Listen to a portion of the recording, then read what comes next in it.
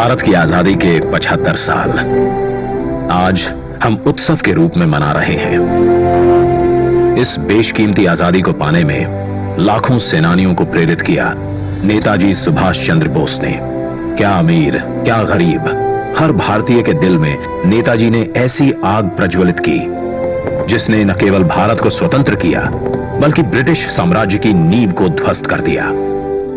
नेताजी ने आजाद हिंद फौज को दुनिया की सबसे शक्तिशाली फौज से लड़ने का साहस दिया।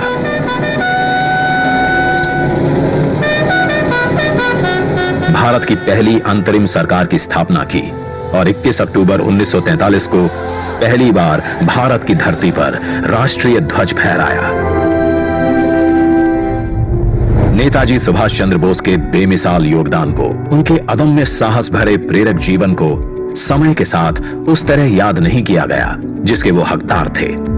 वर्ष 2014 में जब श्री नरेंद्र मोदी जी देश के प्रधानमंत्री बने, उन्होंने नेताजी के जीवन और संदेश नई पीढ़ी तक प्रभावी तरीके से पहुंचाने के लिए संकल्पबद्ध प्रयास किए। उनके नेतृत्व में भारत सरकार ने नेताजी के परिवार के सदस्यों को सम्मानित किया। नेताजी के अंडमान निकोबार की ऐतिहासिक यात्रा के 75 वर्ष पूरे होने के उपलक्ष्य में अंडमान स्थित हैवलॉक द्वीप को स्वराज, नील द्वीप को शहीद और रॉस द्वीप को नेताजी सुभाष चंद्र बोस द्वीप का नाम दिया। लाल किले में नेताजी को समर्पित संग्रहालय और कोलकाता के विक्टोरिया मेमोरियल में बिप्लोबी भारत गैलरी बनाई। नेताजी के शौर्य और पराक्रम भरी जीवन गाथा से जन जन को जोड़ने के लिए उनके जन्म दिवस 23 जनवरी को पराक्रम दिवस के रूप में मनाने का निर्णय लिया। इसी कड़ी में नेताजी की 125वीं जयंती पर प्रधानमंत्री श्री नरेंद्र मोदी द्वारा इंडिया गेट पर नेताजी के होलोग्राम प्रतिमा की स्थापना की गई। आज उसी स्थान पर ग्रेनाइट से बनी नेताजी सुभाष चंद्र बोस की प्रतिमा का अनावरण हो रहा है, जो भारत की सबसे ऊंची अखंड प्रतिमाओं में से एक है। ये प्रतिमा आजादी के महानायक को कृतज्ञ राष्ट्र की श्रद्धांजलि है। नेताजी सुभाष की ये प्रतिमा हमारी लोकतांत्रिक संस्थाओं, हमारे पीढ़ियों को राष्ट्रीय कर्तव्य का बोध कराएगी।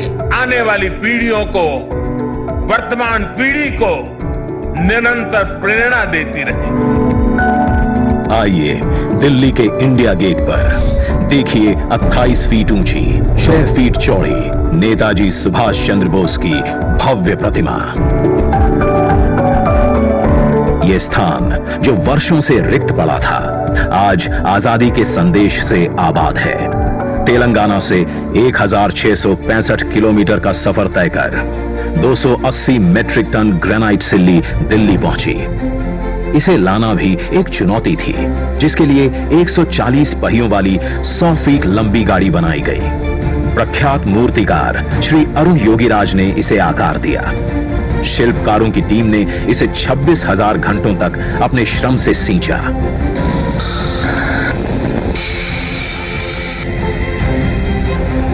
और हमें दिया नेताजी को नमन करने और कृतज्ञता प्रकट करने का अवसर।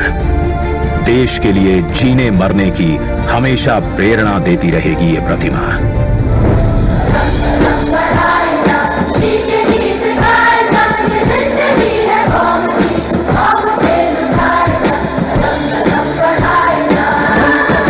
जय हिंद।